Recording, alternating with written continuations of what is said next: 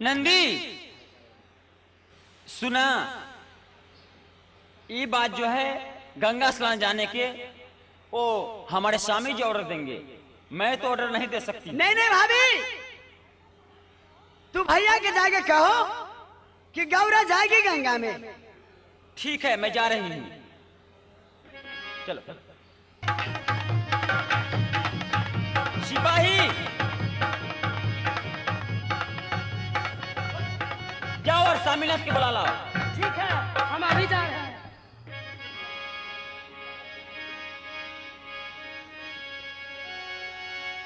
महाराज की जय हो। जय हो जय हो।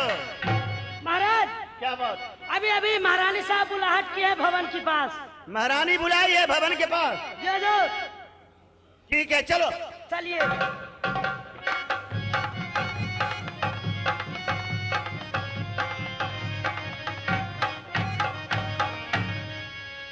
इस समय में सिंगल दीप वाली होगी, वो अपनी भवन के पास।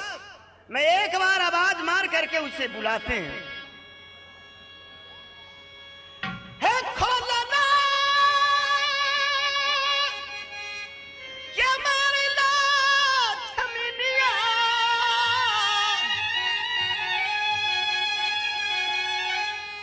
हे रंगयाई भवन के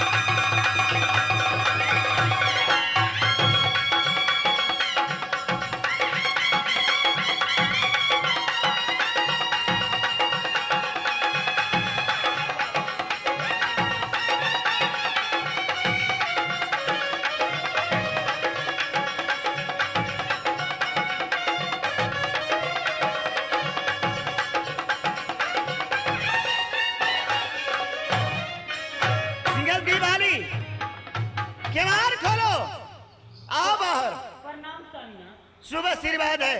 क्या बात है?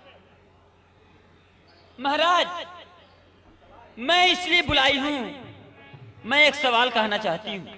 जो भी सवाल कहना है स्वयं बताओ, देर मत करो, बोलो। ठीक है, सुनिए। महाराज, हाँ, जब से मैं शादी होकर राज सुरनी में आई, वाकई एक को नहीं तीरथ की है अभी तक। एक तीरथ ना किया है? हाँ स्वामीनाथ। अगर बोलो तुम इस टाइम में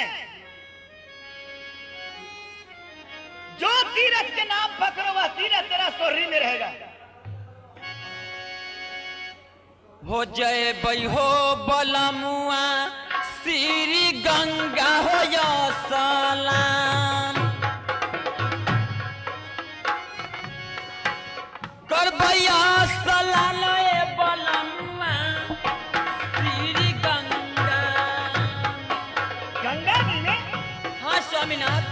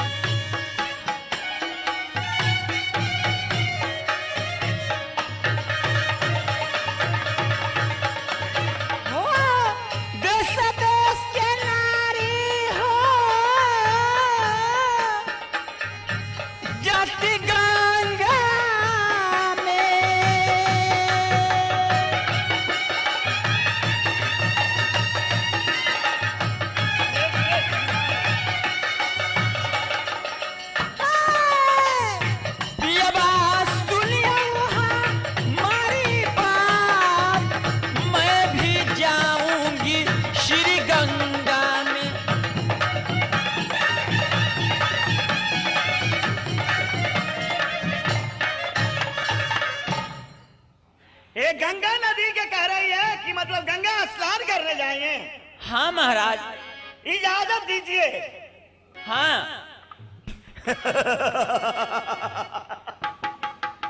दरबारी, ये गंगा स्नान करने जाएगी। असगर जाएगी। तो असगर कैसे जा सकते हैं महारानी साहब? महाराज सुनो, इजाजत देंगे जबकि तुम जाओ और छोटी कन्या भी जाएगी, बहन गौरा भी जाएगी और साथ साथ दरबारी भी जाएगा। क्यों नहीं स्वामीनाथ, मैं भी चाहती हूँ यही।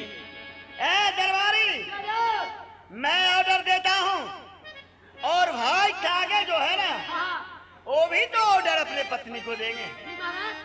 इस समय में मेरे भाई कागे के बुला करके ले आओ तुम, ठीक है, हम अभी जाकर बुला कर लाते हैं। और सब लोग मिल करके और जाओ। भाई तो ऑर्डर दे देंगे और मैं भी जाता हूँ।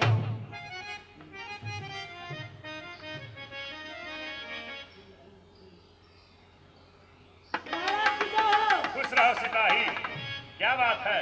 महाराज अभी अभी महारानी साहब बुलाए हैं। महारानी बुलाई है? चलो ठीक है, जल्द चलो। चलिए।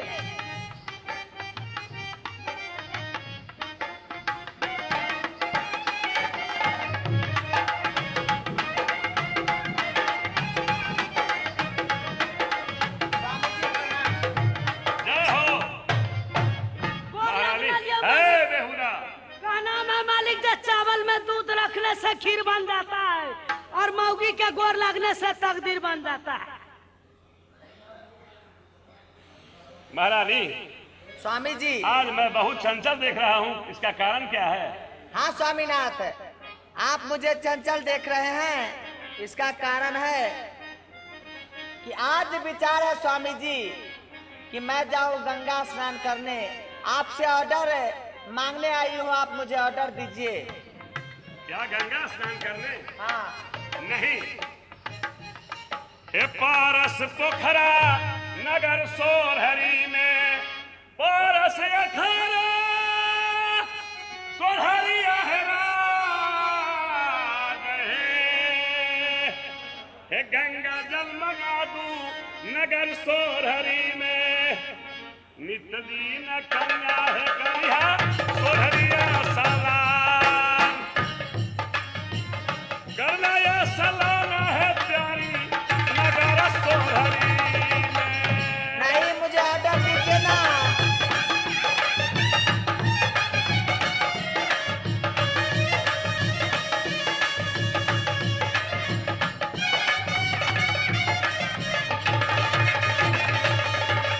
कन्या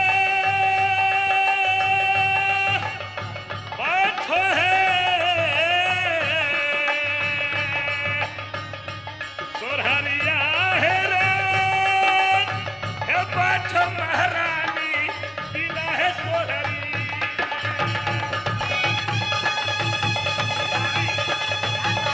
नहीं ना प्यारी, नहीं, मैं जाऊंगी स्वामीनाथ।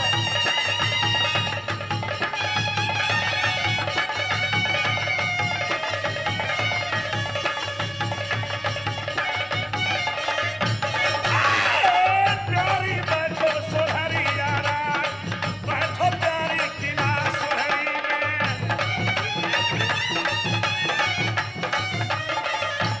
नहीं स्वामी, सुनिए, आप मुझे ऑर्डर दीजिए ना, क्योंकि दीदी भैया से ऑर्डर ले लिए हैं, तो आप भी मुझे ऑर्डर दीजिए ना। नहीं नहीं प्यारी, हम तो कहेंगे नहीं जाने के लिए। दे दया ओ डरमा हो मन मोहना पियरा मोर। दे दया ओ डरमा हो पियरा अपने रानिया के। नहीं नहीं प्यारी, मैं तो कहूँगा नहीं जाने के लिए। नहीं, मैं जाऊंगी।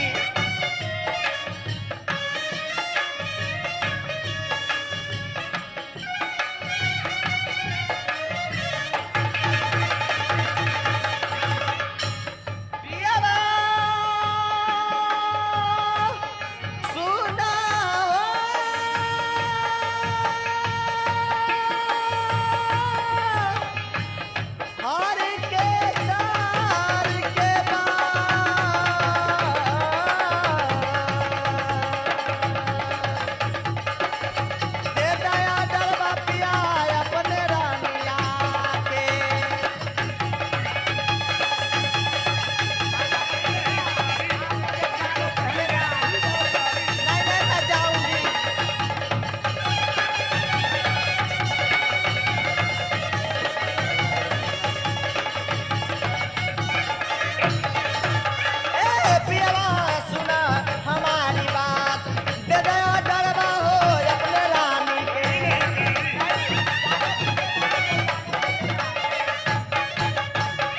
सिपाही चलो ठीक है, अगर महारानी जाएगी तो जाओ बहन गौरा को और भाभी जी को जल्द बुला करके ले अभी आओ। जा रहे हैं हम तो। जाओ।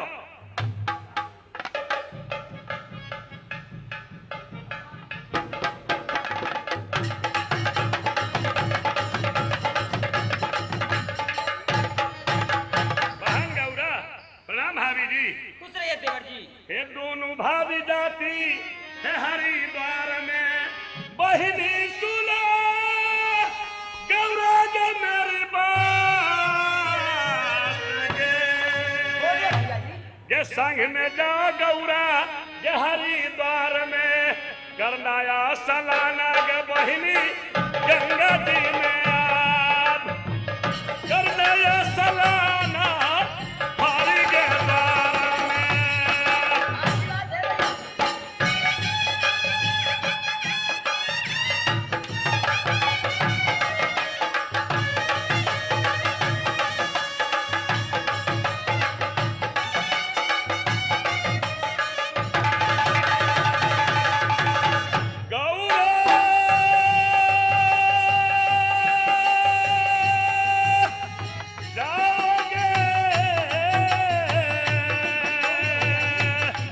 सहोदरी बहिनी मोर, ये जाओ जाओ गौरा जिला के सोदरी से।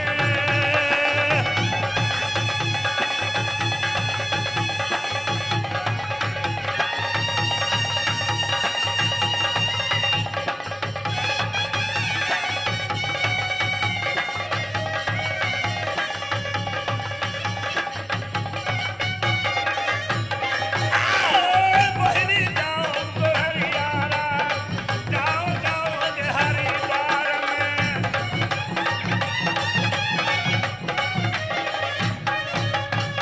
भाभी जी हाँ देवर जी कहिए। तीनों आप भी चले जाइए गंगा में स्नान करके और जल्दी चले आइएगा। ठीक है जाइए आप। सिपाही जी मालिक। तुम भी जाओ। प्रणाम भाभी जी। खुश रहिए। स्वामी जी प्रणाम। खुश रहिए। मालिक गोर लगे छी। खुश रहो बहन गौरा, खुश रहो सिपाही। भाभी हाँ नंदी, देर करने से अंधेर होती है भाभी। इसीलिए चलो। चलो चलो भौजी या गंगा गया विधार, चलो चलो भौजी गे श्री गंगा में।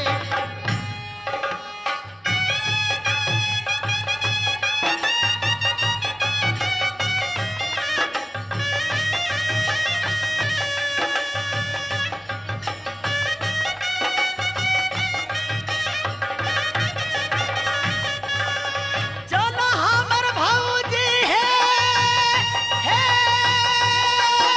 भाभी, हाँ बोलिए। सिर है मती गंगा।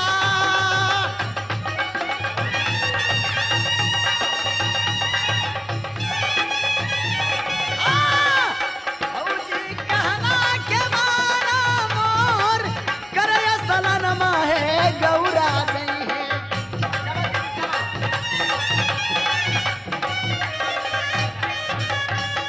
भाभी यही श्रीमती गंगा है। अच्छा, क्या यही गंगा है? हाँ मगर ऐसे नहीं भाभी क्या? कि मैं जा रही हूँ धर्म घाट पर, तुम जाओ अधर्म घाट पर। क्या तुम यहाँ नहीं नहाओगी? नहीं भाभी,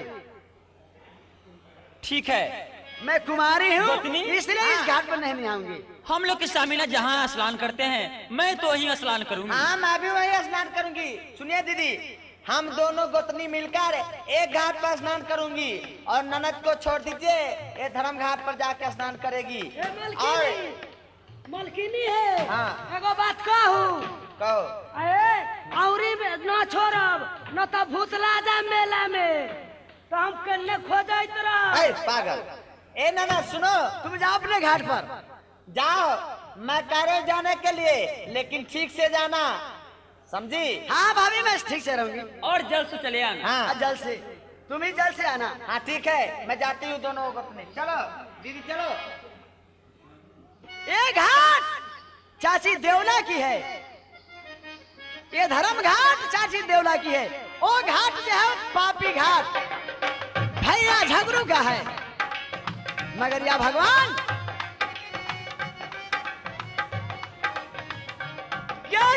नगरी के खबरिया लेके यही तक चाची देवला के कि ये चाची मोर के नहीं कोई नगरी में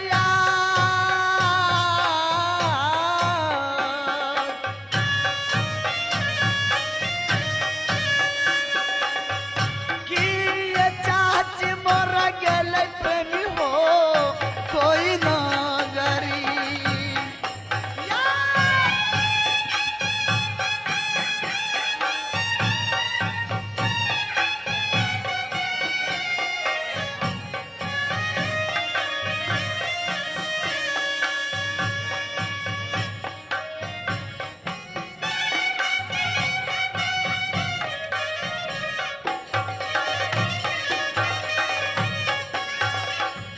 कोई ना खबरिया के यह चाची के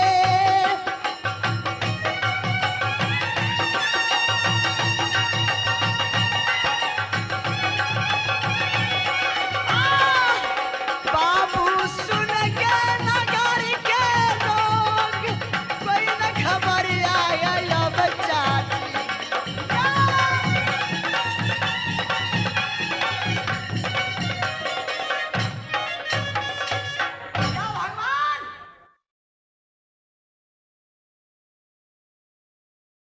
चाची की शौक से मुझे याद आ रही है कि मैं गंगा में डूब के मर जाऊं कि जहर खा लूं कि फांसी लगा लूं कि मैं धर्म घाट पर रहती हूं। मैं सपना रूप में चाची के मैं देखती, भैया आला के देखती, बउआ उदा था गोदी में, मैं उनको देखता तो मुझे तसल्ली आ जाती। ये सपना न रूप में ये देखी बउआ उदला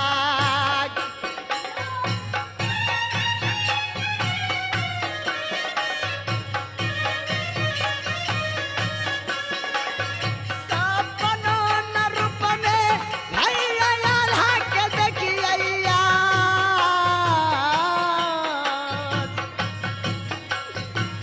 सपना न रूप में प्रेमी भाई देखिया लाके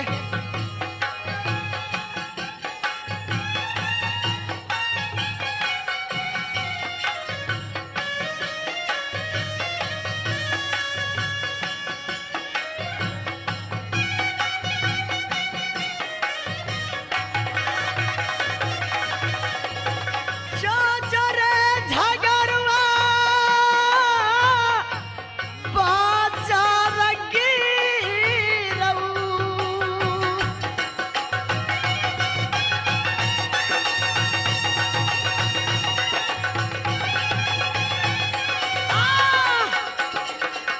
कैसे काटा चचा के सार कैसे काटा रे चचा के सिर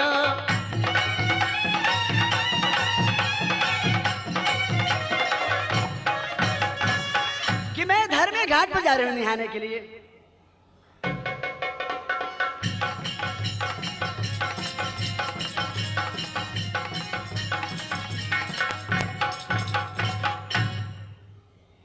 देवनंदन कहिए जंगी महाराज। कहाँ पहुँच गया भैया?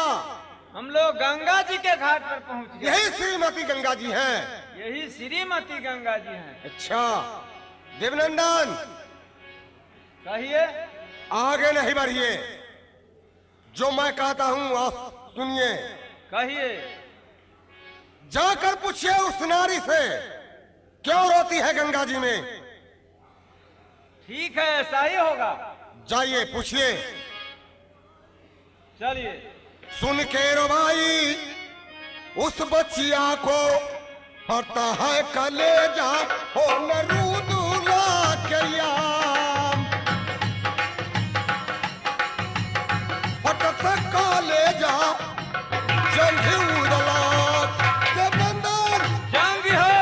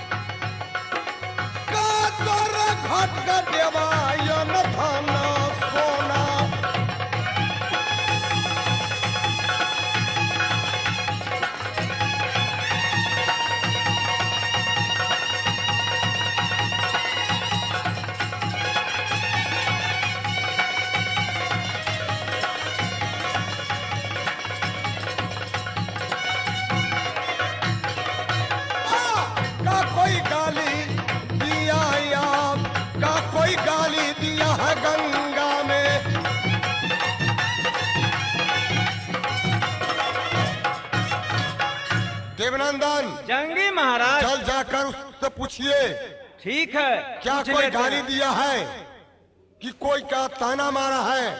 जाकर उस नारी से पूछो क्यों ठीक। रोती है गंगा जी में। ठीक है, पूछ लेते हैं। जाइए पूछिए।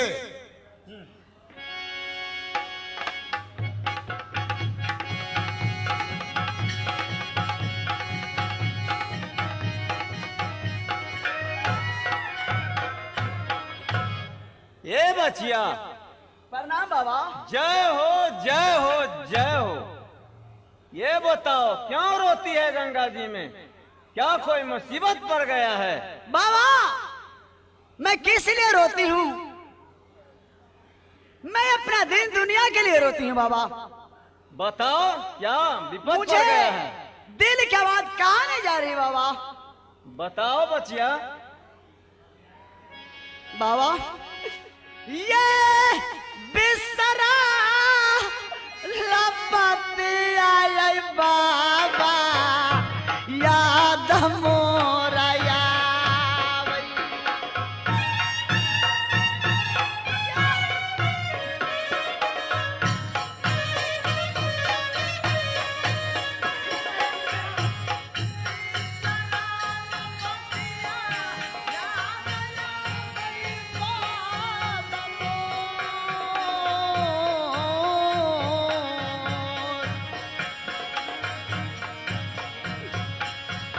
दिल के दर्द आए बाबा, कहलो न जाइया। कहो बचिया।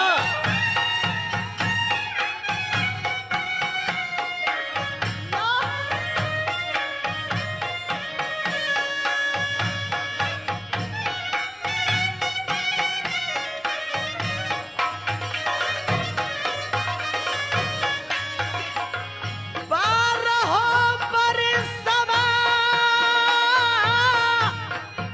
बीत गए चाची देहोला के।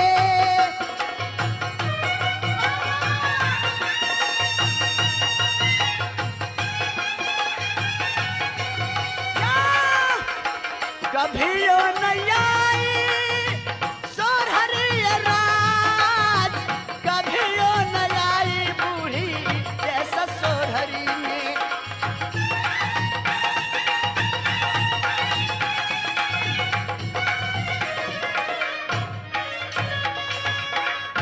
बाबा कहो बचिया। 12 बरस बीत गई, चाची देवला की नगर स्वर से गई हुई। क्या चाची देवला कोई देश में मर गई कि नदी नाला में पोखर में डूब के मर गई? आला था भैया, गोद में बउआ उदल था। क्या सब मारे पड़ गया? मुझे पता भी नहीं चल रही है। बचिया कानने का कोई काम नहीं है। बाबा पापी झगड़ू चाचा जासर को सिर काट के बरगंज में झुलाए हुए हैं, पारस अखाड़े पर। तुम्हारा नाम क्या है? हमारे नाम गौरा है बाबा। गौरा है। हाँ बाबा, इससे अच्छा कि चाची के शौक से मेरा हो दिल करता है बाबा कि डूब के ये मोरा जईती या बगंगा में।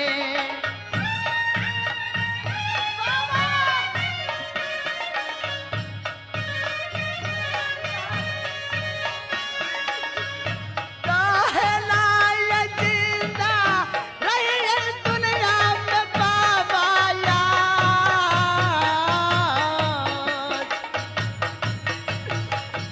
कहला ये जिंदा ये रही है या दुनिया में।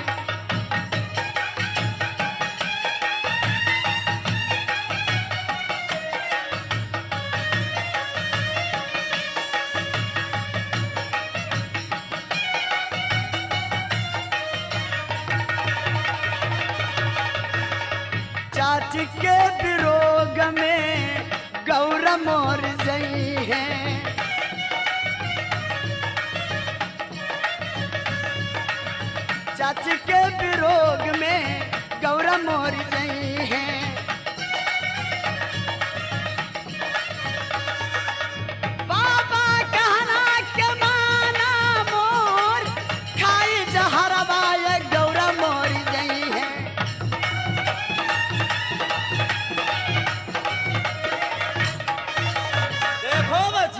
बोलिए बाबा। तुम जहर वहर मत खाओ।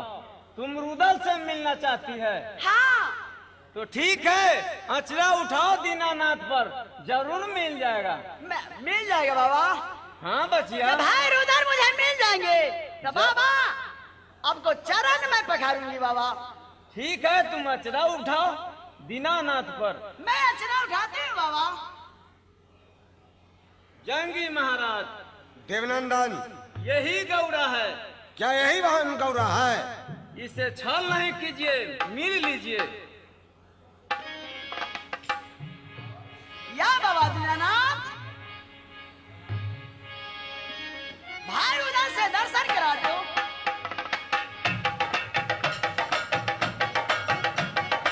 आओ बहनिया सुरली बाली, आओ बहनिया गले से गले मिलो। हाय मोर बहनिया, हाय मोर बहनिया।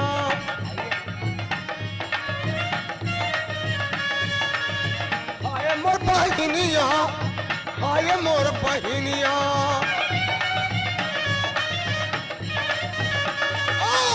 यही रुदल बाबान, यही है बेटा रे मसमतिया को।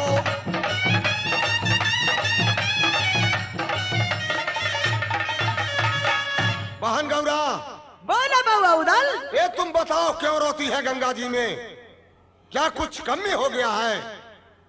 हाँ बाबा उदल, कि मैं चाची के लिए रो रही थी, मैं भैया आला के लिए मैं रो रही थी। अच्छा ये बताओ तुम, जो अभी शादी तुमको हुआ है कि नहीं? ही नहीं, मैं बार कुमारी बैठी हूँ अभी तुम नगर कुमारी सोढ़ी है। में। बहन गौरा, तुम कुमारी है? हाँ